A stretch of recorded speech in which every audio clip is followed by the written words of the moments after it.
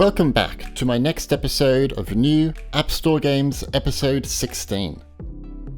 Moonlighter has dropped onto iPhone and iPad in November. It was originally released on Steam back in 2018 and received positive reviews for its unique pixel art style and fantastic dungeon crawling mechanics. The only downside to the game for some is that it can be a grind to get enough resources or cash to upgrade. Some find this a little boring, but I'm not very bothered. The iOS version has a new interface, new control schemes such as auto attack, tap mode or joystick mode, and has rebranded levels and enemies and reworked bosses. You can also play with the controller, but sadly it only works for gameplay, not menu interaction, which is disappointing. Anyway, Moonlighter costs $11.99 USD. Please don't complain that it's expensive. It's not a casual mobile game, and on iOS it offers the cheapest price to get the game. I've been wondering when Space Marshals 3 would come out, as it was teased way back in January 2020. Now it's finally here for iPhone, iPad, and Apple TV. You can also play the iPad version on M1 based Mac machines. It's a sci-fi top-down shooter that revolves around stealth and tactical combat. This new edition plays much like the previous game and still contains the quirky story, but brings significantly improved graphics, more weapons, gear, and much better fluid animations. The loadout and gear is way more in depth here too.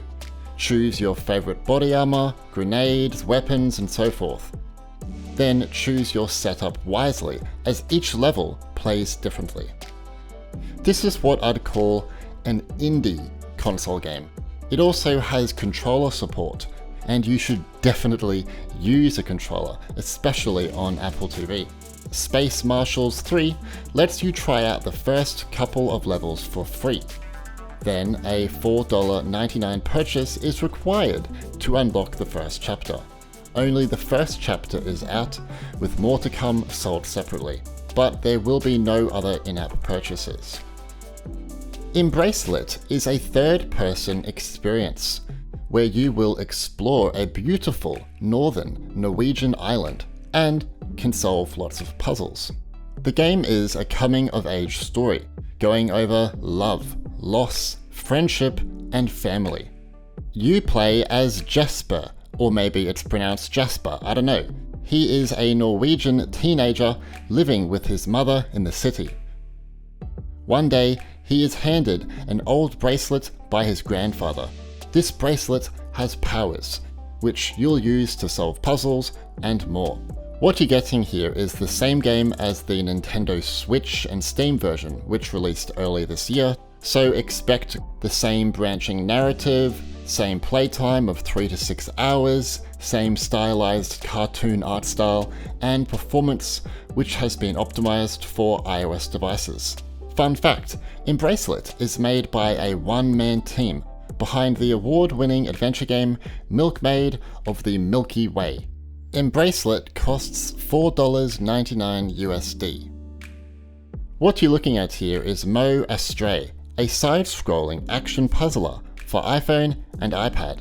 I love the pixel art that is both beautiful and frightening, and I enjoy how the game combines action and puzzle solving with 360-degree gameplay. The main character, Mo, also has the ability to stick on surfaces to get around traps, read the minds of monsters, control creatures, and dash past enemies. Cool. The gameplay is honestly really frantic, but so damn satisfying and addicting. In a good way, of course. The soundtrack also adds to the experience, as it brilliantly changes depending on each environment. Astray costs $4.99 USD on the App Store. The First Tree is a third-person adventure for iPhone and iPad. You can also play the iPad version on M1-based Mac machines. What's cool is that the game combines two parallel stories. We have a fox who is trying to find her missing family, and then we have a son reconnecting with his estranged father in Alaska. You control the fox and will go on a journey that is said to look at the source of life and to understand death, whatever that means. The game won't be for everyone, I stress that. Some might find it boring. If you are interested in it though, you should know that it is about 2 hours long and contains light puzzle solving, some platforming from time to time, and has no enemies whatsoever. I will say the game has great landscapes and a very, very, very solid soundtrack. It's just held back for me with clunky controls and animations, and the graphics or textures can look rough in some places. Anyway, the first tree costs $4.99 USD. Welcome to My Memory of Us, another side-scrolling adventure. If you haven't heard of this game, what's interesting to know is that the events shown are actually based on real stories from World War II. It's presented with a dark tone, with lots of action and a big focus on stealth and puzzles to solve. You have the ability to control 2 characters that have different abilities. The girl can run fast and shoot a slingshot, and the boy is great at sneaking into the shadows. You have to work out when to use each character for certain challenges. You can even control them as a pair. I highly recommend this game. Just note that it has very dark themes, so it's not for children. My Memory of Us costs $1.99 USD. Forager has been a roller coaster of emotions. It was actually delayed until 2021, but it turns out some magic happened and Forager is out right now on iPhone and iPad. You can play the iPad version on M1 based Mac machines too. It's the same 2D open world RPG from PC and console, where you can gather, collect, manage resources, craft items and structure, level up, solve puzzles, raid dungeons, and so much more. It has the farming and crafting from something like Stardew Valley, the exploration from something like Minecraft, the action from something like Terraria, a progression system from, I don't know, an idle clicker. All of this is combined together, bringing you an addicting game that rewards you in the correct way. I'm also so happy they brought over controller support. Thank you. Forager costs $7.99 USD. Lamplight City now has an iPhone and iPad version. It has been available on Mac for a while. This is a detective, point-and-click adventure set in an alternate, steampunkish Victorian past. You can be any type of detective you want to be, but keep in mind, you will have to face the consequences of your actions. There are lots of objects and rooms to explore, light puzzle solving, great witty dialogue, and an interesting story. There are 5 cases to solve too, with multiple suspects, false leads, and different outcomes. Lamplight City Mobile costs $4.99 USD. On the Mac App Store, it goes for $13.99 USD. In Dlight, the journey home, you follow Sammy, who has been blinded in war and is now on a journey to find her family.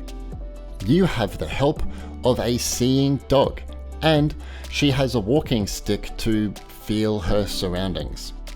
The controls definitely take a while to get used to here. The movement is slow and restrictive, on purpose I guess, and sometimes it makes avoiding enemies difficult. But once you get the hang of the timing etc, it's fine. Overall, this game has a heartwarming story, multiple outcomes, and cool gameplay mechanics.